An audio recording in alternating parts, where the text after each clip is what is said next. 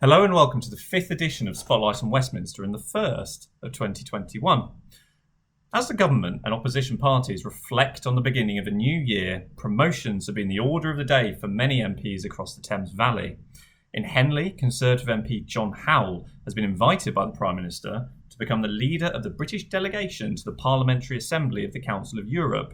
In Reading East, Labour MP Matt Rodda has picked up a new role as Shadow Pensions Minister as part of Keir Starmer's frontbench reshuffle.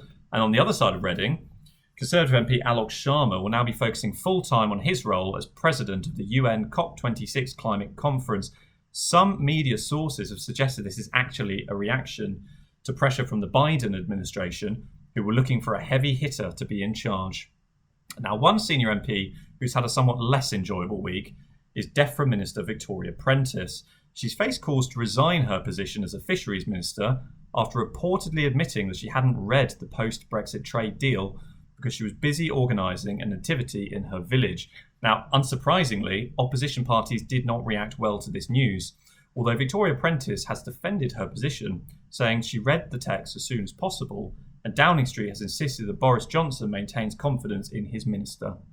Now, moving back to Reading, Alok Sharma and Matt Rodda were both delighted to hear that Reading Borough Council has been exclusively invited to develop a business case for redevelopment of Reading Jail after the previous buyers pulled out. Alok Sharma had been lobbying Robert Buckland, the Justice Secretary, to allow the jail to be developed into a cultural hub for the town, and Matt Rodda undertook a high-profile campaign to save the jail, which attracted some impressive celebrity endorsement.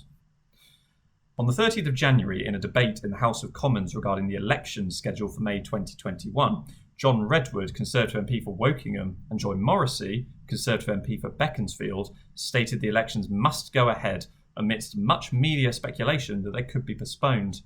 John Redwood said the elections are crucial to our democracy, and Joy Morrissey said there is no reason to postpone, as elections have been held successfully elsewhere around the world over the past year. Also in the Commons, Rob Butler, Conservative MP for Aylesbury, applauded Buckinghamshire Council and other local bodies for working incredibly hard to regenerate Aylesbury. He asked Robert Jenrick how the government would assist with regeneration projects, and in response, the Secretary of State referred to the Garden Town project, as well as highlighting planning reforms which he says will support town centres. Now, moving to the other side of Buckinghamshire, down to the south, Steve Baker, Conservative MP for Wickham, met with Buckinghamshire Council officers and members to discuss how £11.89 million from the government's Future High Streets Fund will be spent in High Wycombe. He suggested that reduced planning restrictions and fewer properties in council ownership would help to make High Wycombe a vibrant place.